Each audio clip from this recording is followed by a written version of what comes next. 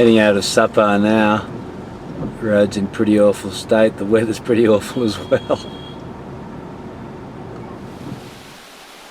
Our first stop was only a few kilometres outside of Sapa, at Takbak, or the Silver Falls.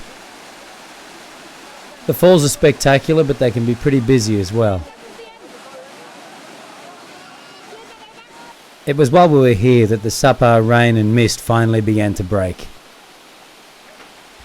Here we are at Cham Thon Pass, which is the highest pass in Vietnam. We've just left Sapa, travelled about 17 kilometres outside of Sapa, and immediately as soon as you get up into this pass the weather changes. It was cold and wet in Sapa, and now the sun's shining brightly. There's still plenty of cloud around, but completely different climate. And with any luck, this is what we're going to experience for the rest of the ride to Dien Bien Phu. We'll see how we go. This really is some of the most spectacular country in all of Vietnam. The views became more spectacular as the afternoon progressed.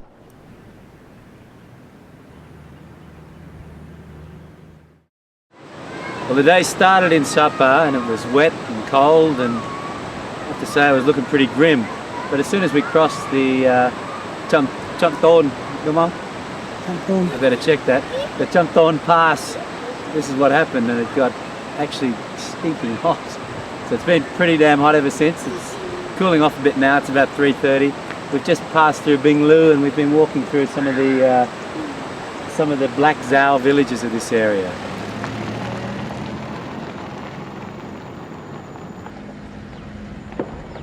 Throughout the day we were stopping to admire the views, walk through villages, or to interact with local people at these roadside stalls. We've just stopped in here for a little rest and joined some of the locals. Is this gentleman? It was a particularly opportune stop. There was loads happening at this little bend in the road. Kids are coming out. Boys are selling something. What are they selling here? Selling clothes. Selling some clothes. Our friend here, this lady's selling. So these are the stuff from the Black Hmong people. She's selling Black Hmong to sell jewelry. for the flower Hmong. These Red Zao people are returning home from a day of tree planting. While the views here are stunning, logging and slash and burn agriculture have left the mountains bare, creating erosion that threatens the rice crop.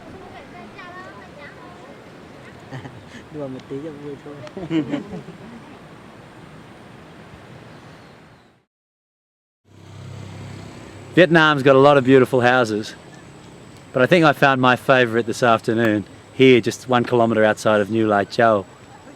Come inside and have a look. It's hard to imagine a more perfect setting for a house than this one. And the house itself is a delight.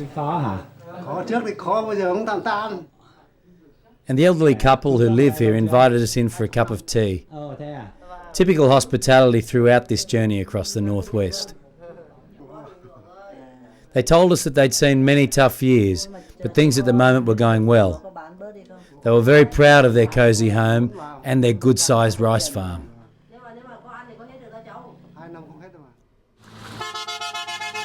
Next morning we set off early for Dien Bien Phu.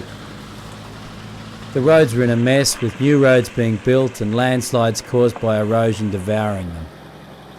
I wondered how much of the beauty of this area would survive the coming decade. A new dam will soon submerge this view and the town of Old Lai Châu.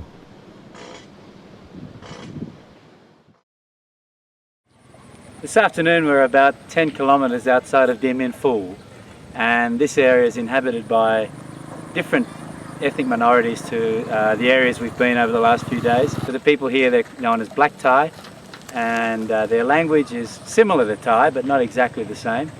Let's have a look at their village. These children gave me a greeting I hadn't heard since my first visits to Vietnam in the early 1990s. Chào Linh So was a greeting not always cosy to the large number of visitors to Vietnam from the Soviet Union during the Cold War. But these kids, born 15 or so years after the end of the Cold War, still use the expression, was a sign of how few Westerners visit their village.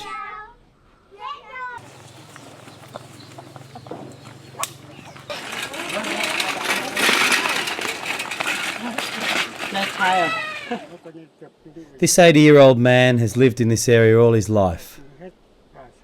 He recalls the terrible fighting between the French and the Viet Minh in the 1950s that disturbed centuries of peace here.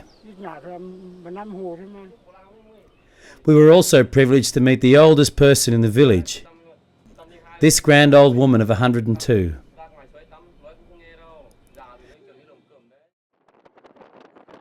From the village we continued into the late afternoon towards Dien Bien Phu. Arrival in the picturesque Mung Tang Valley reveals nothing of the historic siege that took place here. The year was 1954 and Ho Chi Minh's forces closed in on French positions from these surrounding mountains. This is where the French story in Indochina came to an end. This bunker behind me was the command centre for General de Castries and his forces, the French forces that were holed up here in Dien Bien Phu, fighting against Viet Minh forces that were encroaching from the surrounding mountains over several months from the beginning of January.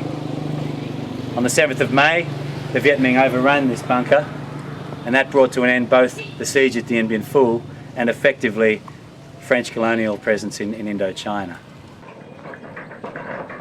This crucial bridge was breached by the Viet Minh in the final days of the siege. On this day, more than 55 years later, jovial communist soldiers use it for more benign purposes.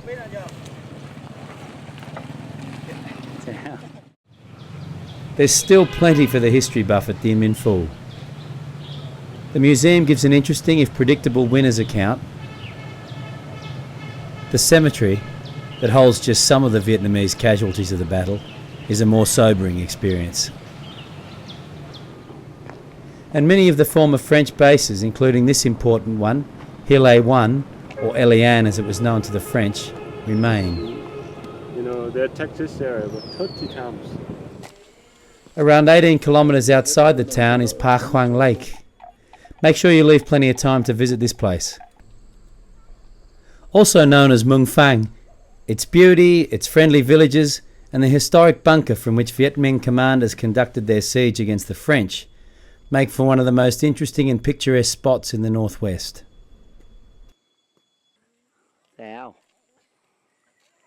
Allow yourself plenty of time, at least half a day, for walking or cycling here. And don't expect to be crowded out by other travellers anywhere along this route. This is Mark Bowyer for Rusty Compass. For lots more information about travel in Vietnam's northwest, check out rustycompass.com.